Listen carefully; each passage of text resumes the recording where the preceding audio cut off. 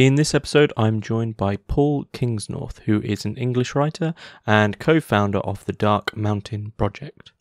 In this episode, we discuss his conversion to Orthodox Christianity, Western cultural collapse, modernity, hell, and spiritual belief in contemporary society. I'd like to say a big thank you to my paid patrons and subscribers for making all of this work possible. And if you would like to support Hermitix and keep the podcast going indefinitely, please find links in the description below or become one of our YouTube subscribers. Enjoy. Paul Kingsnorth, thanks very much for joining us on Hermitix podcast. Thanks for the invitation. We are going to be discussing probably a lot of things. As you know, I've had people such as John Michael Greer, Dmitry Orlov, James Howard Kunstler, the people in this sort of shouldn't be fringe, but is fringe area of people taking what's going on in the world seriously.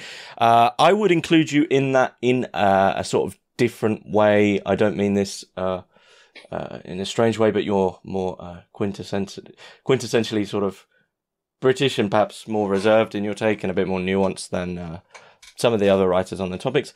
I began reading your work with Confessions of a Environmentalist many years ago. And there's now sort of a spiritual element to your work because you've recently converted to Romanian Orthodox Christianity. So we have a lot of things to discuss. But I guess I would ask, you're one of the more well-known guests who's come on. For those that don't know you, how would you describe yourself? What is it you do? Well, these days I just call myself a writer, which is really what I've always done. I used to call myself a writer and activist when I was an activist, and I founded the Dark Mountain Project, which was a group of writers and artists and others. But really, fundamentally, what I've done for 25 years is write in every genre you can think of, because that's the way I make sense of the world, and it's the way I get all of this stuff out of my head, which is a terrible form of therapy. Okay.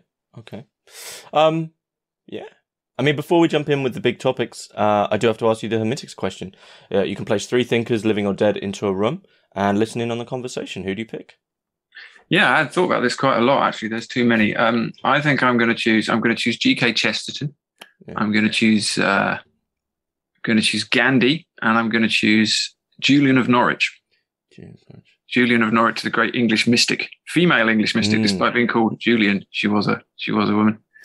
Okay. So that would keep me going for hours listening to that.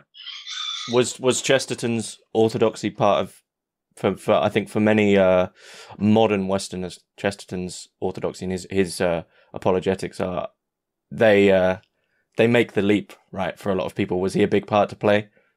Well, not exactly. I mean, funnily enough, I used to read Chesterton a lot when I was young, in my early 20s, which shows you what a freak I was. I loved Chesterton. They're not for the religious writing particularly, but for the economics, the distributism, the thing that's, I suppose, politically and culturally that's run through all of my writing is the small is beautiful vein, which I picked up from obviously the traditional green thinkers that were always, all green thinking was really based on a critique of scale. And it was Chesterton who really took that up and had a very particularly kind of English medievalist take on it as well, which I like, So yeah, actually his religious writing initially wasn't very interesting to me, but more recently I've made the connection, as you say, a lot of people do. Okay. So why Gandhi? Why Gandhi? Because again, Gandhi is coming really from the same place politically and culturally. Gandhi sees that the problem is greed, and Gandhi sees that the solution is voluntary renunciation. But Gandhi almost takes what Chesterton has proposed and applies it, in his own country, or attempts to apply it anyway. Takes this fusion of the critique of scale and the critique of capitalism and empire with his religious background, with his Hindu faith, and with his own culture, and tries to make it work in the kind of ferment of this time in which India is throwing off the British Empire and starting to say, what kind of country are we going to be? Gandhi has a radical answer, which obviously doesn't get implemented and probably never was going to, because it was it was too dangerous and it was too unappealing to a lot of people. But fundamentally, he was right, and he'll be proven to be right. And so, yeah, he's almost a practical, modern, fairly modern version of what Chesterton was trying to talk about. And what all of the thinkers that inspire me, from Schumacher to Leopold Kohr to all of these others, they all come back to a kind of rooted radicalism, I like to call it. Mm-hmm. So I suppose has been the thing I've always circled around. Do you feel us moderns get Gandhi wrong? Do you think we've sort of characterized him as a some sort of something that he actually isn't? Well, I don't know. What do you mean? What sort of characterization? Sort of, I think the same characterization perhaps as Mother Teresa. That these their names are almost used as terms, as markers of everything that is good, which itself adheres to a Western form of goodness, which doesn't allow in anything like harsh or very practical or shall we say didactic. It doesn't allow in anything which might be so our notion of good is like, oh, these people are amazing, they were good, but equally there's never a discomfort, right? It's not like if we're good, we still get to eat our cake as well, right? Yeah, it's interesting, isn't it? Because Gandhi often is set up as either this saint or this hypocrite, because the fashionable thing, if you don't like what Gandhi represents, is to go and find some bad stuff he did and say, oh, look, he was a hypocrite all along, which I'm sure he would have been the first to admit. But Gandhi's a really interesting combination of a saint, I suppose, in the broad sense of the word, and a politician. He's a very interesting man. I mean, he was a lawyer trained in Britain. So in many ways, he's quite westernized. Could have had a comfortable Western life in India or indeed in other parts of the empire. Chose not to. Chose to deliberately regress politically and culturally in terms of what he thought India should be. His ideal India is all focused around the village economy, village culture.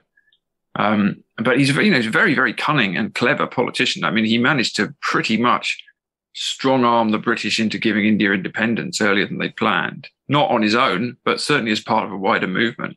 He was very clever in his tactics. He knew what he was doing.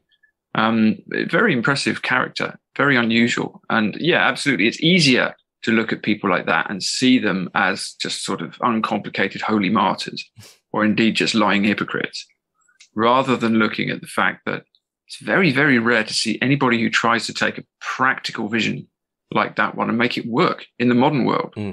Gandhi would have fitted in completely unobjectionably any time in the Middle Ages in Europe. And any time in India before the modern period too. I mean, it's wandering holy men are everywhere even now. So yeah, absolutely. There's a certain perspective that sees him differently, but I've always found him fascinating. It's very curiously modern, actually, Gandhi, in a very particular ancient way. And then Julian of Norwich. So there seems to be a vein of extreme practicalness running through these three, of sincere practicality. Well, Julian of Norwich Julian of Norwich is a mystic. So she was in this strange, to me, very captivating medieval tradition of being an anchoress. In her case, and an anchoress is somebody who is literally often walled up in a church. I mean, I used to live in Oxford, and there was a church in Iffley, old medieval church in Iffley, wonderful old church. It's a Norman church, and it had an anchoress or an anchorite in it at one point. You could still see the little cell they would live in. And they would be walled up in the church, in the wall of the church, and they would literally live in the wall of the church. There'd be a gap on one side so they could take communion. There'd be a gap on another side so pilgrims could come or people could come and speak to them. And that's where they would live. And that's Saint Anthony, the great Saint Anthony of the desert, the Christian desert father who almost founded the monastic movement, has this famous phrase. He says, "Stay in your cell will teach you everything." And, and the older I get, the more I see that that's the truth. You can go all over the world and you can read every thinker in the universe, but you have to stay in your cell. And Julian of Norwich literally stays in her cell and has these incredible ecstatic visions. Again, strangely modern ecstatic visions of God, very Christian, but also very, very personal. And it's just, I'm not sure that I don't know how much of a conversation she could have, actually, because most of her experiences are just that. They're experiences that can't really be conveyed, But I mean, in all of these thinkers I've chosen, except with a possible exception of Chesterton, I suppose, they're not primarily thinkers. They are primarily religious figures. I mean, even Chesterton, he's an intellectual, but he's a very, almost aggressively Catholic one towards the end of his life.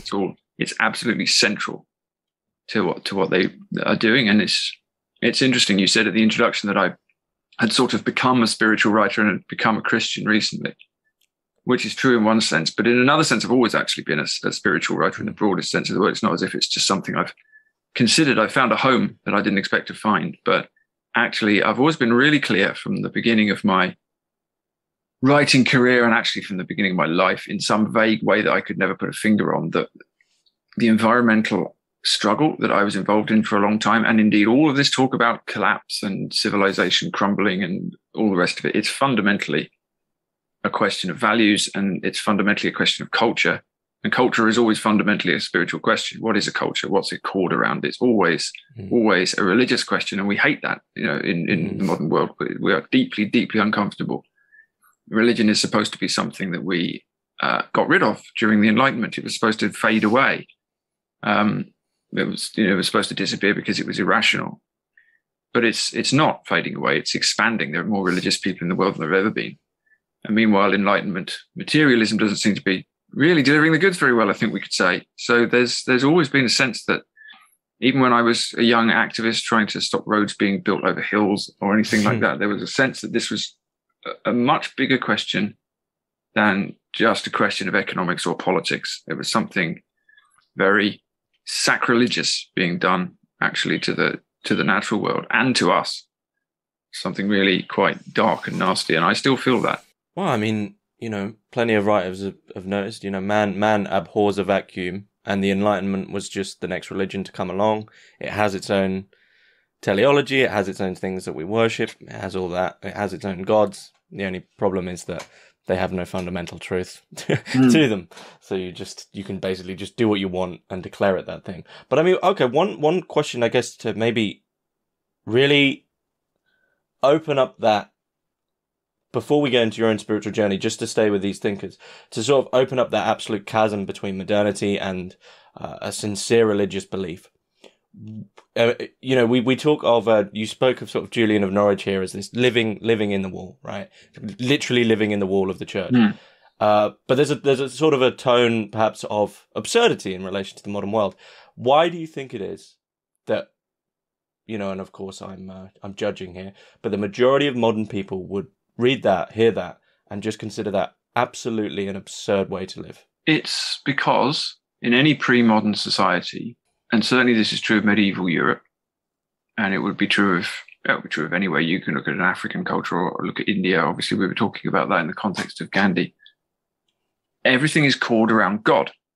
I mean, look at the Middle East, look at the Muslim world as well. Obviously, I mean, to some degree, that's still true there today. And it's still true in large parts of the rest of the world today as well. Europe, particularly, is very much an outlier at the moment, just in terms of our commitment to allegedly rational liberalism. But if you have a culture which begins from the standpoint that life is a mystery, that life is created by something, by a being, that being is watching you, that it cares for you, and that your work is to reunite with it, and that's what's going to happen when you die in some way, then whatever iteration that takes, because obviously there are a lot of religions around, it sees life, the life that we're in now on this earth, as a kind of a temporary journey, or as one part of something very much bigger.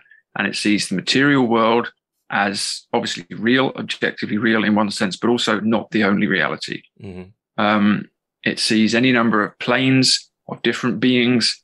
This is true of modern paganism. It's true of indigenous ways of seeing. It's true of Christianity. There are any number of planes of different strange beings and angels and archangels and demons and earth spirits and the creator, and in all sorts of different ways. This reality that we're living in, that we can sense with our sensory perception, or even measure with our science, is just one part of something very much bigger. And that's pretty much the default human worldview, I would say, up until the modern time.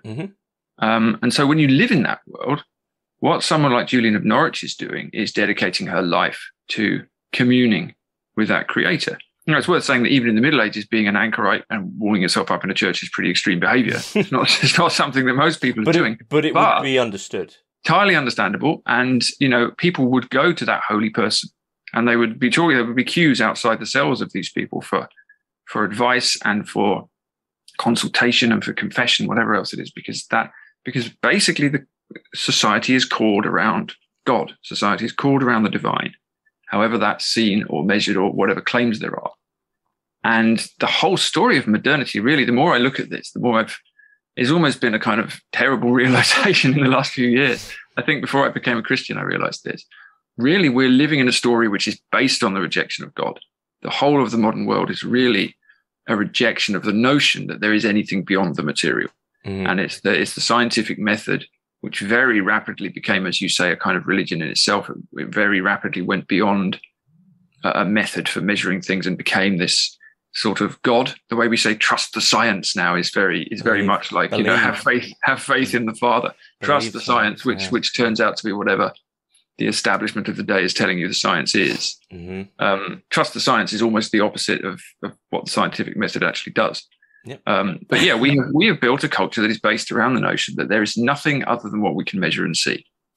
And there's certainly no room for divine claims. And that is as ridiculous as claims about ghosts or the Loch Ness Monster, which in my view might be real as well. Who knows? Yeah. Certainly the ghosts. Don't know about the Loch Ness Monster. But so it's fundamentally just such a cultural shift.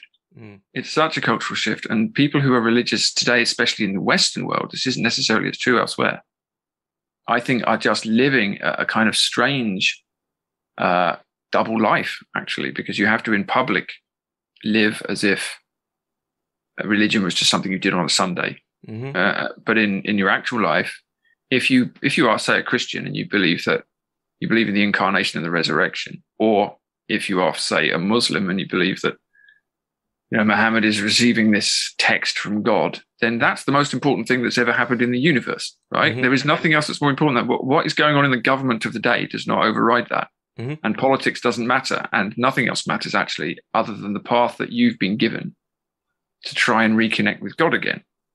And as I say, I think past societies in all of their different ways were called around that, and ours is called around rejecting it. And I think that's a huge psychic shift that we haven't come to terms with. So would you, do you think we could probably, it's quite cheap, but most clearly define our God as greed or consumption? I think our God is ourself. I think fundamentally we have, if you look at I love the Christian story of the fall. I come back to this again and again. It's so interesting, so much to explore in it. If you look at the fall, if you look at the story of Eden and the eating of the apple and the tempting snake, and you look at that in the broadest sense of the word, and you say, what's happening here? Then what is happening here is that we're living in this primeval state of oneness with the Creator, who's so close to us that we can see him walking around, and with all living creatures in a garden. And we have got a choice. We can keep living like that, and we can grow in wisdom, or we can choose knowledge instead. We can choose power and knowledge of the self, and we choose that. And we're tempted by the devil to choose that, the devil being the kind of the dark force which speaks against oneness and says, come on, you can do better than this. And the devil says, God is trying to keep you from your true self. You know, you're worth it. Eat the apple. So we eat the apple, and immediately we notice that we're naked. And that's really a very interesting to me. It's a very interesting image. What does that mean? Well, that means we've become self-aware. You know, we weren't self-aware before. We weren't aware of our individual selves as distinct from everything else. But as soon as you eat that apple of knowledge, which is also the apple of power, you're aware of yourself and you start covering yourself up. That's the first fashion statement, where you put the fig leaves over yourself, right? So we've already started. So what we've done is we've chosen self-awareness and self-will over some form of unity with everything else, and with the will of God, which is presumably what C.S. Lewis called it, the Tao, you know, the Tao and the will of God being the same thing. So we've chosen basically to rebel and to say, no, we're going to do it ourselves. We can do it better than this. And the consequence of that is, one of the first consequences is we die. But one of the other consequences, interestingly, is we have to break the soil. We have to toil in the ground. Agriculture is the consequence, right? We've literally walked out of the primeval hunter-gatherer garden, and we've walked into agriculture, which leads us to civilization, which leads us to everything that we're in now. So the God we have in the modern world is ourselves. It's self-fulfillment. It's whatever we desire we should have. And that's the God we've been following for several hundred years. It's what our economy is based around. It's what our culture is based around. And it's always, always, always based around the claim that if we just have more than we've got now, whether it's more money or more wealth or more stuff or more therapy or more attention or more fame, whatever it is, then we'll be happy. And it demonstrably doesn't work. No. And we know at some level that it doesn't work as well. But we haven't got anything else, because the alternative is to turn back and say, okay, how do we get back on that kind of path to divinity again, which we will do at some point. But it's going to take a while, I think, before we before the modern myth dies out.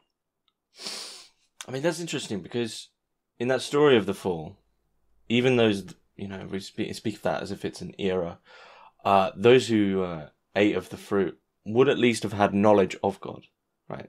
So it almost turns into this sort of Gnostic thing of trying to become God in yourself as an individual. But at least you're aware of the divine. Whereas it seems the modern man, not only has he eaten the fruit, but he somehow denies the entire structure of why that's real. So you're basically in this paradox of trying to become a God without any divine structure of, of any direction of what that could even be. Yeah, no, absolutely. It's very interesting. And the other story in the Bible that's so interesting is that the Old Testament, anyways, is the Tower of Babel, because that's pretty much, again, where we are. We're building a huge tower to get to the heavens. But as you say, we obviously don't believe we'll find a God when we get there. So we're just building it because we can. I mean, it's literally almost a picture of Elon Musk's spaceship, isn't it? Because we've been building towers to get to the heavens forever and ever. Yeah, absolutely. So, and there's also, I think there's something really psychologically uncomfortable for us in trying to live in a world in which there isn't anything higher than us, because the world picture that we have now is that we are the center of everything. Not because God created us to be the center of everything or anything like that, but because we created ourselves, because we just happened to have randomly evolved to be cleverer and better than other things. So you can either use that as an excuse for dominance or an abuse, or you can use it as an argument for sort of a wise stewardship. But basically, it still puts humans at the center of everything. And as you say, it doesn't give us anything to work towards other than our own glorification. Whereas any true religious story is telling you about how you can achieve reunification with a divine that you've separated yourself from. Whereas we're not interested in that. We've got to, the only way we're going to live forever is if the Silicon Valley guys can work out how to freeze our heads in a facility or upload our minds to their silicon chips. But it's very interesting, this stuff, because the new religion, the religion of the machine, is precisely this vision of kind of Ray Kurzweil's singularity. It's the technological, the technium is going to save us. And what we've done is we've created a really weird demonic version of the Christian story, in which we still get to go to heaven, we still get to live forever. Obviously, the only God is us, and we design it all ourselves. And we've still got a soul, but somehow we can upload this soul into a silicon chip. And it's just the most bizarre, weird version of a religion. And it is fundamentally a religious story that those guys are telling. Absolutely. It's got all the markers of it, but it's got no God in it. It's got nothing above us. It's a very weird thing. They've removed one key element, which is the body. They've removed the body, right? In all their dreams, they always go, we'll upload the soul. Well, what happens to consciousness what's consciousness in a silicon chip when it doesn't have a body, when it's not embodied to the world? They haven't, in my opinion, they haven't answered that. So no, well, they can't answer it because they don't even know what they're uploading. I mean, it's this kind of it's the fundamental assumption again that, for example, these robots that they're creating now can think, but they can't think. A computer can't think. A computer can be programmed with ones and zeros to do certain things that mimic humans, but they're not thinking. So once they start to ask themselves, what exactly is it that we're uploading? They can't find anything because it isn't a material element. So it's going to be interesting to see where that goes. But it absolutely fundamentally is a new faith with this strange West Coast of America priesthood, that we're all supposed to look up to. But it's also sort of the emperor's new clothes, right? With science in general, right? Some sciences, it's horrible because the word science now has just been completely ruined. And, I can't deny, when I have a searing headache, I take some paracetamol. That is science to a degree. Who doesn't? Yeah, right. It's helpful. It has its uses. It has its uses. But when we get into these realms, and I think someone must have at some point hopefully defined the difference between them, it does turn into the emperor's new clothes. I mean, you have people like Christopher Hitchens and Richard Dawkins, and they say things like, "Oh, God just made the universe in 7 days," right? And they say that as if it's ridiculous. But then on the other hand, they say things like, "Well, there was just a big bang," and we're expected to take that as if it's absolute gospel, quote unquote, and completely true. The same thing with consciousness. We go, well, we have a soul which is given to us by God, right? And they go, oh, that's absolutely ridiculous. But then on the other hand, they'll say, oh, we're this combination of chemicals, neurons, blah, blah, blah. These things that the average person has absolutely no way to apprehend in any sense. And we take that all on faith. And then we're expected to believe that one is ridiculous and the other completely isn't because it's under the veil of Science, yeah, TM. It's every culture has a theology, and that's the theology of this one. And of course, there are plenty of religious scientists who would take issues with the likes of Dawkins as well. But it's always been interesting to me because the Big Bang just looks like a manifestation of let there be light. Well, there it is. Where did that come from? I don't know. But you're absolutely right. What they do is they often what that way of seeing does is it describes material reality in a way that's presumably real because it can be measured. That's what the scientific method is for.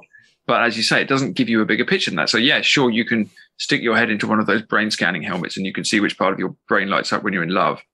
But that doesn't mean anything. That just means that bit of brain is doing something. But what's the love? What's the consciousness? No one can explain what consciousness is. No, as you say, no one can explain where life has come from.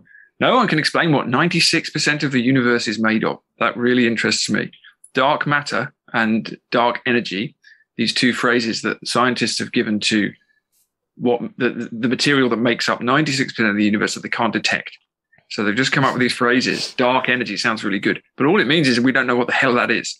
So we're only able to detect 4% of material reality, even if we're only operating purely on a materialistic plane. So what does that even mean? What does that mean? What does any of it mean? So the limits of it are exposed all the time. I mean, science can show us incredible things. I love astronomy. I'm amazed every time I look at a picture of the universe or just look at what can be seen. But the notion that is any more than a revelation of something that's certainly real, but the notion that that's somehow an explanation for anything, it doesn't make sense on any level that I can understand. Perhaps that's the problem, that they make synonymous the content as if it's a conclusion itself. Yeah, I think so. I think, well, there's the faith, again, the faith element of that, the theology behind it is that now that we have got so good at measuring material reality, and we have, I mean, that's the thing about modernity. It's the one thing that modernity excels at is materialism. We're really, really good at using science and we're great at producing stuff, which is why it's at one level very attractive. Like you say, we've got medicines we didn't have before. We can avoid dying of illnesses we might have died of before. We've got stuff we didn't have before. So that's attractive. But we confuse that with an ability to know anything more significant. And the theology is that if we just keep exploring, eventually it will make sense. It might do, but I think it's very unlikely that if we just keep exploring material stuff, we'll get to some big explanation of meaning because we're looking in the wrong places. Mm-hmm. Mm-hmm. But then, modernity as well, never, a quote that I'm always fond of, which I've probably repeated 1,000 times by Paul Virilio: you invent the car crash. You create all these material drugs which, don't prolong life. They deny death. You just end up with a ton of people who are basically unable to even literally talk about death, let alone admit it. Yeah, well, you get the diseases of modernity as well, of course, that didn't really exist before. Epidemics of diabetes and heart disease and obesity and all the other things that we're having fun with now. But yeah, actually, it's very interesting, isn't it? The attitude to death, especially in the West, especially in the non-religious West, is just bizarre. We just don't want to look at it. It's always struck me that, the English way of dealing with death is so hideous. It's so hideous. I mean, I live in Ireland now, and even the Irish, Ireland has obviously been modernized radically over the last 30 years, but they still have a much saner, healthier attitude to death. I mean, if somebody dies around where I am, I'm out in the countryside, there's the laying out of the body in a house, there's a wake, people come from all around, there's a walk to the church, there's a burial, there's the kind of whole ritual that all cultures develop around death, which, in England, certainly where I come from anyway, it was, take them down the undertaker, get them in the crematorium as quickly as possible, have a little speech by a vicar they never met because they weren't Christian, and then get them cremated. And it's just the most kind of, even when I was a child, I just thought this is the most weird, inhuman thing that's going on here. It's like we don't want to look at this, so let's get it done as clinically as possible.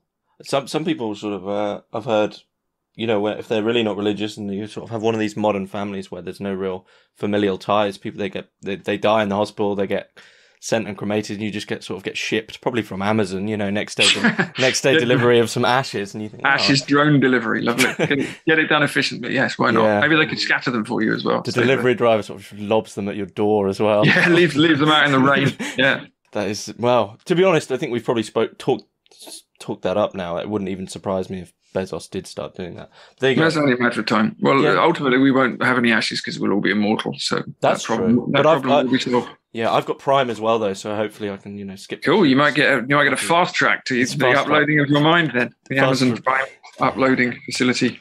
I can't wait to be a completely disembodied thing. Yeah, what could be a better description of hell? Actually, I mean, literally, these people might try to create heaven and accidentally create hell. I mean, your mind's stuck in a silicon chip forever. Oh, it's sort of like the Neuralink. I mean, I don't want to go down the Musk thing where the Neuralink.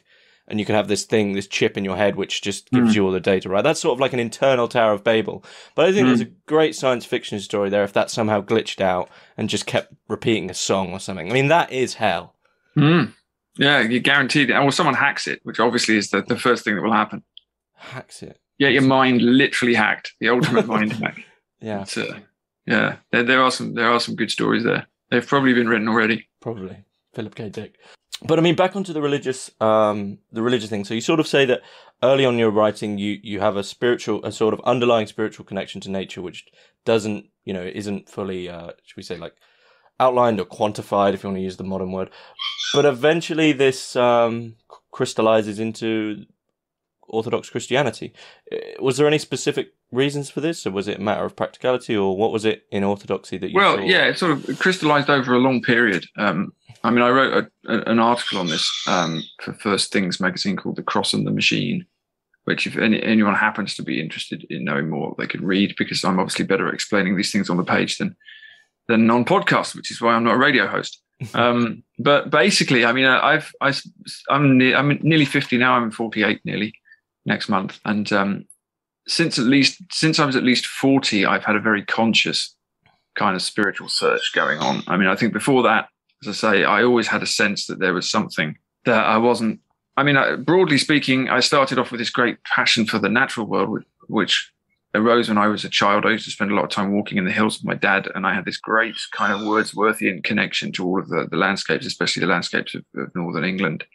And there was something there that I couldn't put my finger on that was very clearly kind of mystical or divine, not that I would have understood that or used those words. And so even when I was a kid and a young man, what was driving me, I knew wasn't just practical or political. And I became a political activist and an environmental activist and an anti-globalization campaigner and all this stuff in the early 2000s. And again, the reason I was doing that wasn't just because I thought capitalism was bad and unfair, although it is, or because I thought that we should be more sustainable, although we should. It was that, as I said, there was a sense that something was really wrong in the way we were living.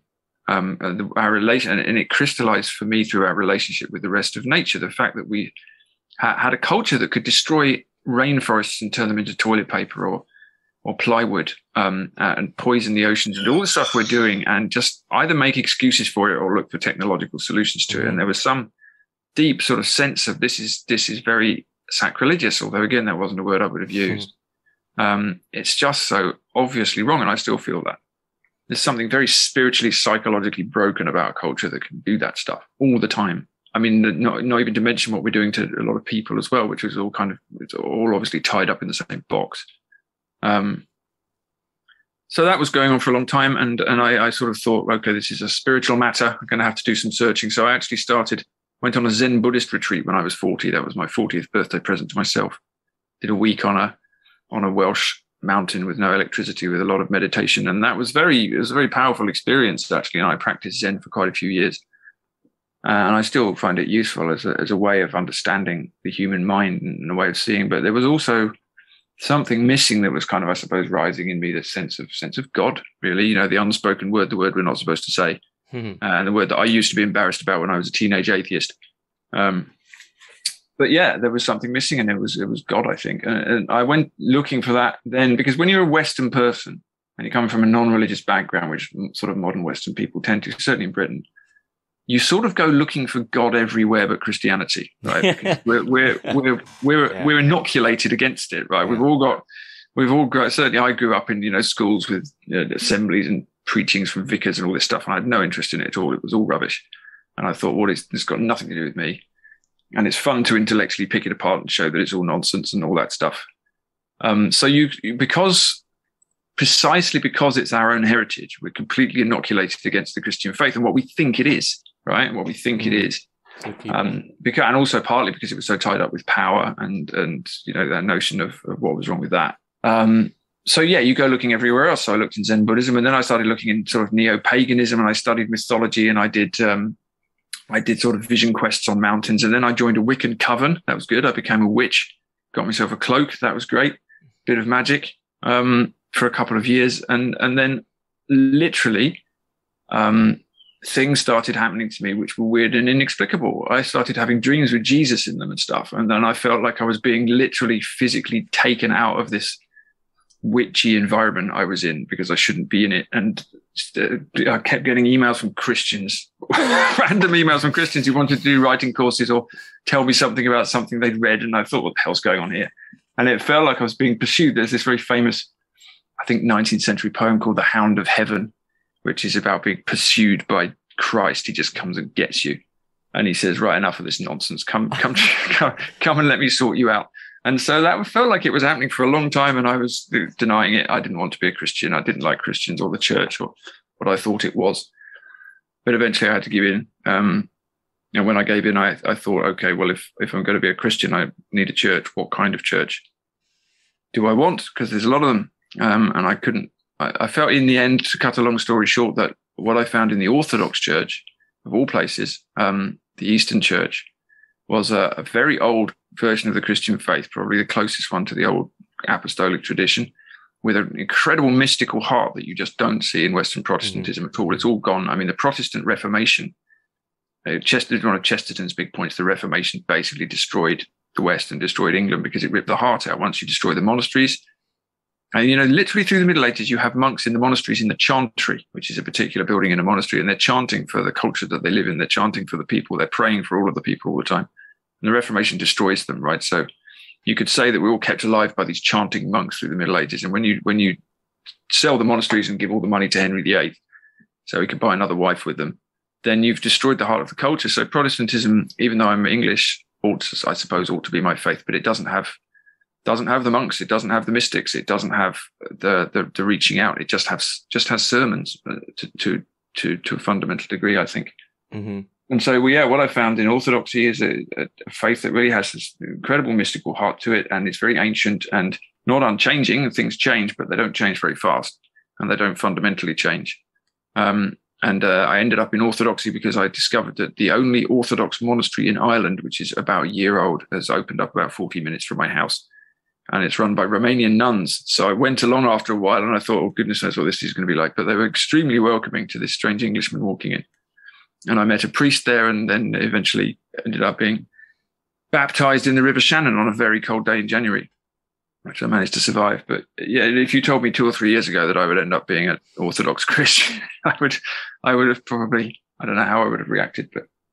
But it's not a journey that you can really rationalize. So if you do have that kind of materialist mentality, you think I'm a nutter. But this is how it works. It turns out, this is how religion works on another level that you're conscious of, but you can't necessarily pin down. But once you open yourself up to something, I think once you start going on a spiritual search, then you either you get a call and you choose whether to answer or to refuse it. That was something I think that James Hillman said in his work on mythology. There's often a phase in a great myth or an old fairy tale called the refusal of the call. You get a call and you can either answer or refuse it. Is Odysseus going to go out on his journey, or is he going to stay at home? Are you going to go and search for the Holy Grail, or are you going to stay at home? You get this. A lot of people get it in middle age, sort of approaching middle age, and you think, okay, am I going to stick in this material realm, or am I going to go and try and answer the big questions? So yeah, the strange people go off and try and explore it, I suppose. So that's where I've ended up. Well, maybe that's what midlife crises are, the actual call, but then it's just, I think it's exactly just ignored, what and they just accelerate material. Yeah, yeah. Oh, I need to talk to my wife a lot about it.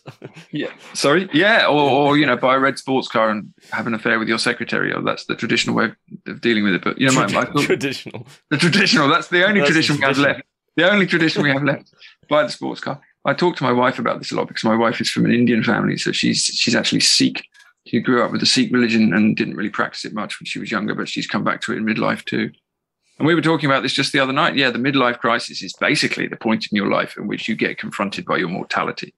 And then you get confronted by, God, basically, and you say, am I going to go and am I going to go and try and reconnect with the divine, or am I going to just, as you say, go on the cruise, buy the sports car, keep desperately trying to fend off your encroaching death? So that's the refusal of the call. And until Jeff Bezos is successful, death can't be defeated. So we have to make our choice. But I mean, I had basically exactly the same experience, and I think a lot of younger Western men are now having it, which was I grew up. It's strange to think back. I grew up in a Christian school when I was younger. It was a C of E school, but much like yourself, it was like come in 9 a.m. Right, we say the Lord's Prayer. We have these festivals, but they were like token aesthetic gestures of control. It's like, all right, I did the Lord's Prayer, right? And there was no connection to anything. It's like, all right, it's 9 a.m., right? So we say the Lord's Prayer, and that was it.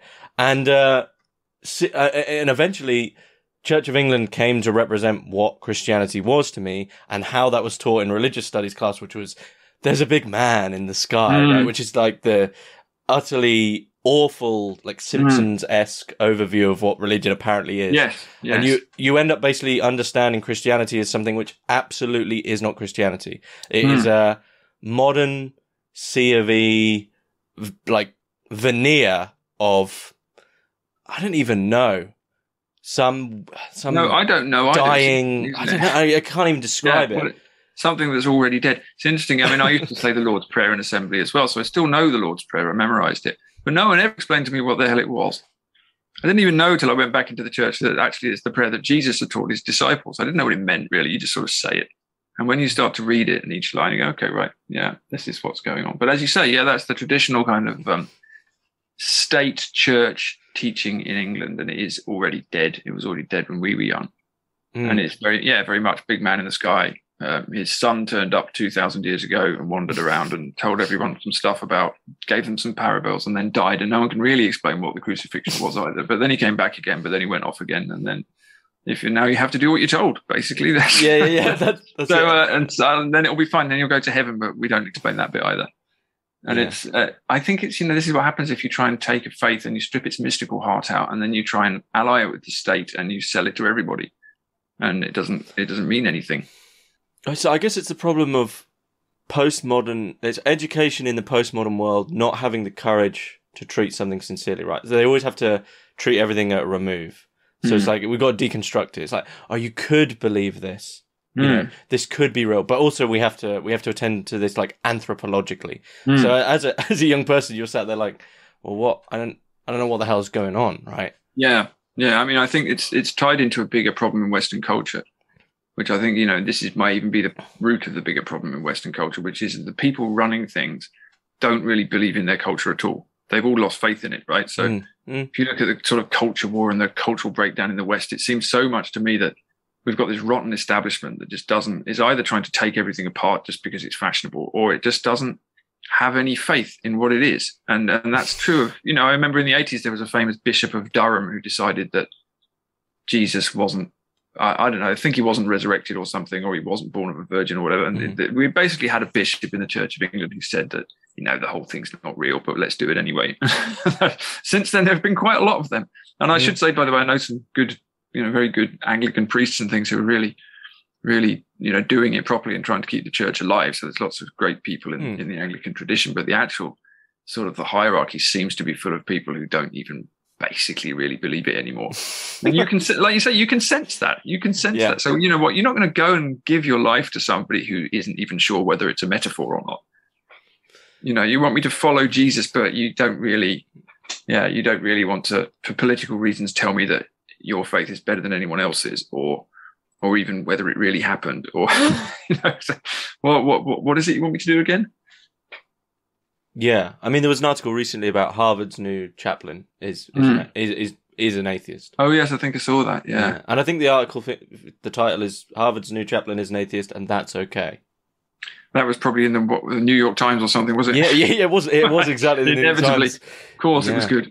Yeah, that's the only acceptable way to be a chaplain now, I imagine, is probably to actually not believe anything. But the interesting thing is that it's you don't get this nonsense amongst people who practice serious religion. So it's interesting to me that I've had to go to the Romanian church to find a group of people who really are seriously going to tell you about Christ with no mucking about. Mm. And I think the same would be true in England. I mean, it's interesting to me recently, I was reading the most traditional conservative and religious part of England is London, right? Because it's full of ethnic minorities, it's full of immigrants, and they brought with them really serious versions of their faith, whether or not their faiths are real or you believe in them. You know, the Muslims aren't mucking about. The African Christians aren't mucking about. I mean, I would imagine African Christians in Britain or Christians of African origin are probably going to keep Christianity alive long after all the, you know, native English people have wandered off and gone to the pub or done whatever it is we've done. It's very interesting to me. I mean, here in Ireland, so I live in rural Ireland. You know, Ireland used to be this great bastion of Catholicism. They can't get priests here now. No one wants to be a priest in Ireland. The two local priests in the two churches are now Nigerian. So they brought in, it's quite ironic, really, with having missionaries sent to us from Africa, because we're now the new clueless pagans and they're coming in. But you know, they've got a lot of energy. I've never met these guys, but I've heard about them, and they've got a lot of real sort of deep Christian energy that seems to have fled from the West because we're just fat and consumerist. I don't know what it is, but we sort of basically don't believe in anything anymore. We don't believe in anything, as I say, except for pleasure, this sort of vague dream of somehow self-fulfillment through material stuff. But we also all know that doesn't work. So we're very lost, you know, we're very lost. So it's interesting to me that since I wrote that piece about my weird conversion, I've had a lot of emails from people who've had a similar experience, actually, especially from people who didn't particularly want to be Christians or think they ever would. And they've come from other backgrounds. And it's almost like there's this sort of very quiet turning back towards God going on, because I think that's inevitably going to happen. Certainly seems that from where I'm sitting as well. But as you say, there is that as a Brit, a lot of sort of alternative spirituality.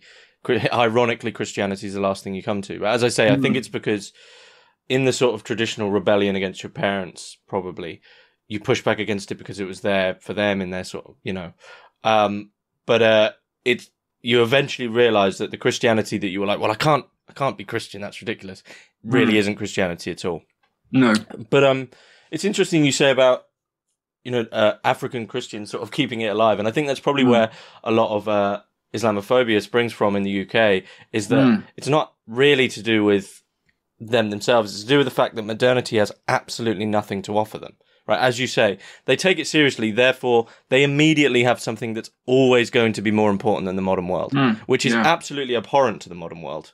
You know, they don't want that. That's a real thing that could undermine it. It's very interesting. I've always had a kind of grudging respect for radical Islam at the same time as being terrified by it. I mean, you know, and with good reason, because obviously you have violence and terrorism and all sorts of insanity at the extremes. Obviously, most people aren't involved in that stuff, but it's there. But there is, as you say, I mean, again, it's something else I wrote in that little piece about first things. My best friend at school was a Muslim, and he came from a Pakistani family, and you know, I didn't really know much about Islam or care or ask him, but I just knew he'd been on the pilgrimage to Mecca, and sometimes I go around his house and he'd be wearing his religious garb, and I just think, well, this is a bit weird, and I'd feel alienated by it.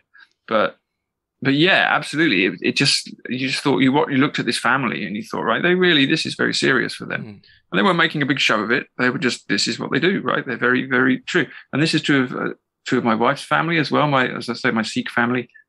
My mother-in-law is very religious in a very quiet way.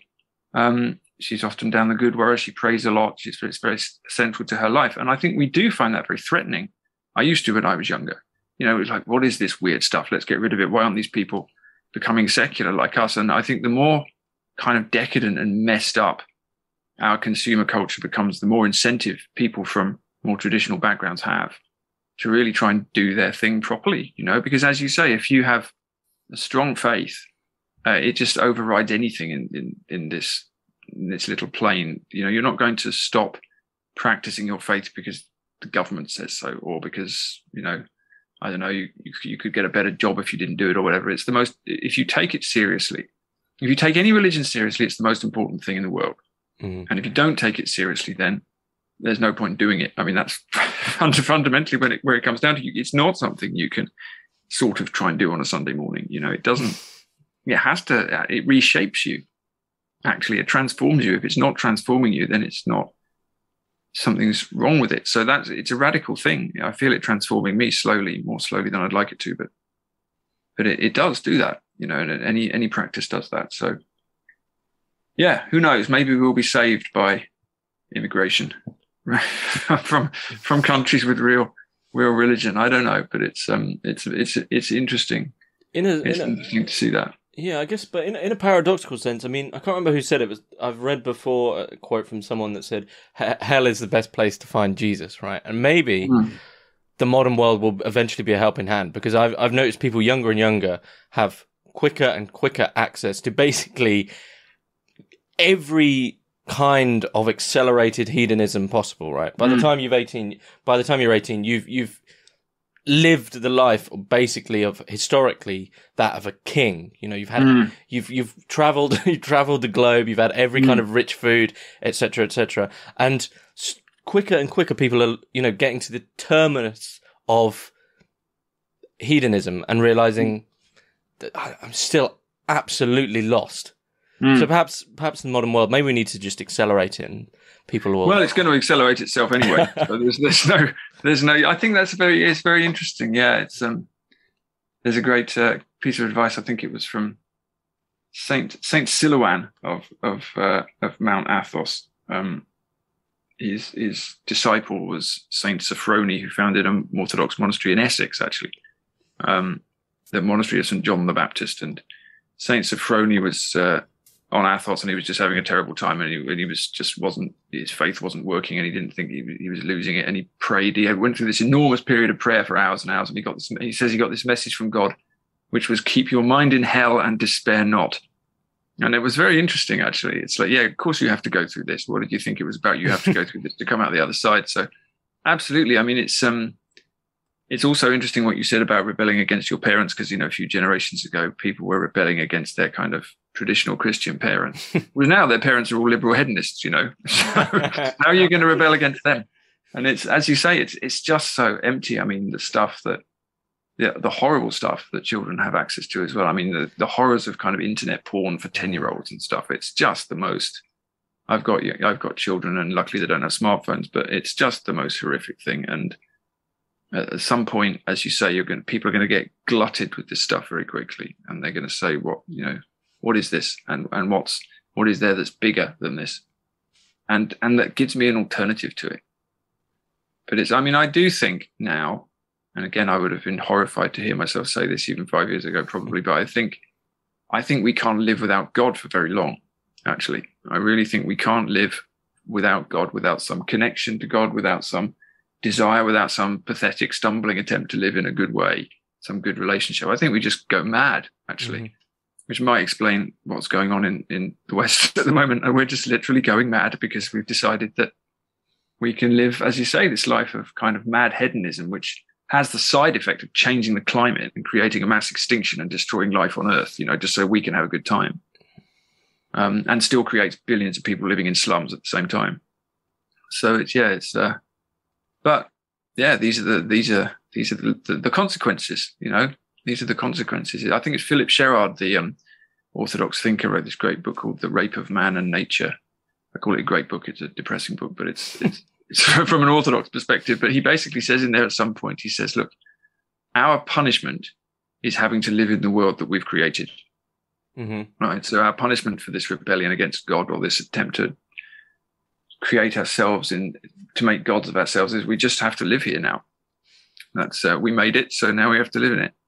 So that's it's just a nice little sort of grim footnote to it all. But so these humanitarian groups and these activist groups, who are usually like openly secular, right? They really push the fact they're secular as well. You don't think it's just to sort of tie the two big themes of this discussion together, you don't think that let's say, quote unquote, stopping climate change, or coming to terms with peak oil, or coming to terms with our resource constraints, and genuinely, sincerely dealing with them, you don't think that's possible without God? Well, I don't know. I mean, look, there's nothing wrong with that at all. It's all got to be done. But it's just that when I ask the question, why are we in this position? Why have we managed to create a culture? I mean, really, just in a couple of 100 years, that has changed the climate of the whole world. That's an astonishing thing to do, if you think about that. We managed to live for like 300,000 years without destroying so much of life that we created a mass extinction. And in 250 years, we've managed to do that. So something's gone terribly wrong. And I don't think it's just that we burned some coal and it turned out to have a side effect. It's that we have rejected something that is very much bigger than us and a vision of our lives which is not fundamentally about us. I mean, this is the thing about religion. Again, it's not. Christians are often accused of being very human-centric, and especially by pagans. And it's not untrue in some ways. There are certain strands of Christianity that say, well, God made us to rule the world, so we can do what we like. But actually, that's not the story. The story is that the center of creation is the creator. And if you orientate yourself towards that, then you try to live as Christ told you to live, which is with humility and loving your neighbor and going barefoot and rejecting riches. And those teachings, if you actually followed them, which most of us don't, including me, but at least we're sort of stumbling towards them. But if we followed them, we wouldn't be in this position. We wouldn't be here. So I'm not making a case that, we all have to become Christian, stop climate change or something clumsy like that. It's just that if we think that the problem is purely technological or material, then we just end up with the techno-fix mentality where we come up with something clever to replace the bad thing, and then that clever thing turns out to have a side effect, so then we have to replace that. That's what's known as the progress trap. So yeah, that's where we are. So I think that the difficult work has to be turning back towards God, but also turning back towards the kind of the simple and the small and the ways that we actually need to live, which is where Gandhi comes in again. That's what that's about. That's what he was trying to do. As an educated, westernized Indian man, he wanted to throw all of that stuff off that he'd been taught was progress. And most of us don't live like that. I don't. So I struggle with that all the time. I think, well, look at all the ways that Jesus is actually telling us to live. I'm not doing most of this. So what does that mean for me? It means does it mean I'm a hypocrite? Probably. So how am I gonna deal with that? It's an interesting question. Right. It's harder in modernity than at any other time in history to throw it off and say, right, I'm going off to be a wandering monk or something, because you could probably still get away with that in India, but you certainly can't here. Yeah, I don't think by the state's definition, a quote unquote homeless person, if they started saying I'm a wandering monk, they'd be sectioned. Yeah, absolutely. And Joan of Arc and Julian of Norwich and all the rest of them would have been sectioned had they been living in contemporary society and probably pumped up with pharmaceutical drugs as well. The modern mentality. If you said you lived in a church wall and you were having visions, you'd be schizophrenic. You need to be rescued by the state. Yes, exactly. So are you optimistic about the future? Well, look, fundamentally, if you're a Christian, the long term's looking good. They never can't really. And the long term is looking good because we get a second coming and a rebirth of the world. But of course, we have to work so that we get to be part of it. But I don't know. I mean, I think long before I became Christian or religious, really, I sort of tried. I think I moved beyond optimism and pessimism, even when I was working at the Dark Mountain Project, because you can be optimistic as an activist, and then after a while, if you're being honest, you have a big crash and you get very pessimistic. Because if you look at something like climate change, for example, it's very obvious that we can't turn that around with our own efforts at this point. And so it's very, very easy to be pessimistic and cynical. But actually, all you can do is what you can do. And here you are. And if you believe that there's something very much bigger than us, there's a greater consciousness that we can't understand, which is also one of the fundamental teachings of Christianity that they never tell you at school, is that we can never actually know God. You can never know God. You might be able to know Christ. You might be able to experience God in the world, but you can't know fundamentally what God even is or what this whole thing means. Not in this life anyway. So, we can't know that. But if there's something very much bigger than us that we're only a part of, then it changes the pattern of the story. The world is not just a sort of material place that got here by accident and we have to try and fix it. Otherwise, we're in trouble. It's something there's a much bigger story playing out. So I don't know if that makes me optimistic exactly. There's a lot of tribulation in Christianity. It's really a faith that's designed for kind of crucifixion and martyrdom. It's all about carrying your cross. So you're not supposed to be comfortable, actually, as a Christian. You should expect to be persecuted and have a hard time. But at the same time, it's if you think that you're being held by God in a fundamental way, then it's difficult to despair in the big sense. Mm-hmm. Mm-hmm. With people such as yourself, such as John Michael Greer and Dimitri Orlov, I always like to ask what advice you'd give for, I used to say the younger generations, but I mean all people really need to be. I guess I could say in relation to quote healing the world, but also I guess in relation to taking up a more spiritual stance toward the world. Do you have any advice? Well, keep your mind in hell and despair not is always good advice. That's probably start there. But fundamentally, if you believe, if you intuit, if you experience that as you say, there's something much bigger than us, and that this is a spiritual crisis, then you need to go looking for it. You need to go and open yourself up. You need to get praying, but you need to go searching. I mean, this is what I've done and what so many other people have done. Go and look for the truth, and look for it in places you might not expect it, and expect it to come to you, and try and understand that this thing that we're all part of is very much bigger than us, and that we're not in control of it, and that that's okay. And that doesn't mean we can't do anything, or that we haven't got a part to play, but it does mean that there's a bigger story that you're part of.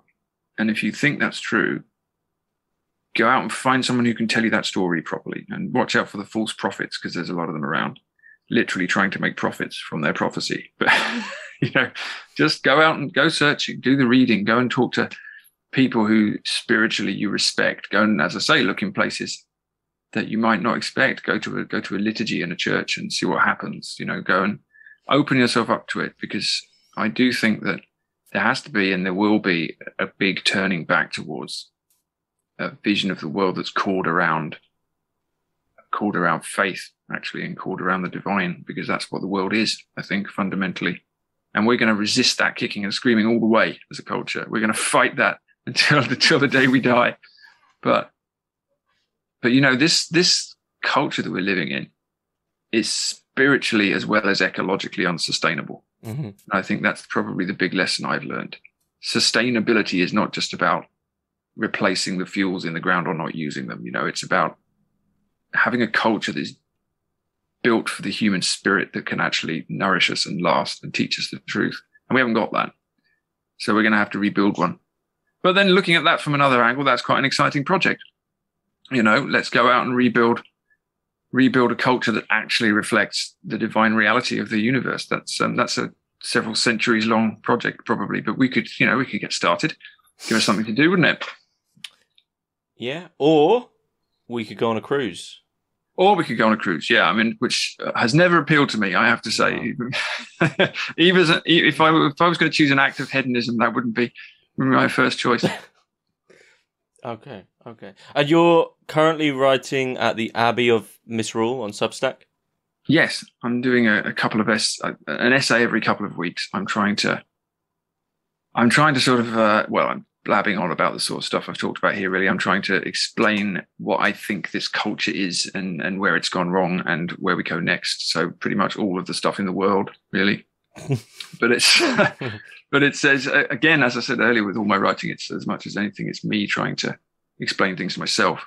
And a lot of the writing I do like this is a kind of tool to help me understand what's going on, because when I put things down on paper, they suddenly seem more real than they did when they were just floating around in my head. So I'm hoping that I might come to some better understanding of all this by the end of the project. But it's been very interesting to do it. Yeah. Do you have any other books on the way, or is this your primary project at the moment? No, I don't have any other books on the way. I'm doing this at the moment. This is taking up all my energy. So we'll see. We'll see what happens. The other thing that's nice about becoming a Christian is I'm much more open to just doing what comes and having faith in it, rather than having to feel I have to have a career plan. Is there any books since your conversion, you feel that might be coming along that you might like to write? I don't know. Maybe people keep asking me to write a book about all of this, the faith and the Christianity, but I don't know. Who knows? Maybe one day, but I'm not going to rush into something like that. The nice thing about Christianity intellectually as well is that it's 2,000 years old, and it's got 2,000 years of intellectual and spiritual wisdom in it. So you can't just jump in with 2 feet and expect to write something valuable. You've really got to know what you're talking about. So give me another 20 years and maybe I'll have some spiritual wisdom, but maybe not. Mm-hmm. And what's the web address for the Abbey of Misrule? It's paulkingsnorth.substack.com, I think, but you can also just Google me and it'll pop up somewhere. Okay. Is there anything you would like to add before we finish up? No, I think we've basically discussed all the great matters in the universe. I'm not sure that there's anything that we can we can add to the pile. No. Okay. Paul Kingsnorth, thanks very much. Thank you.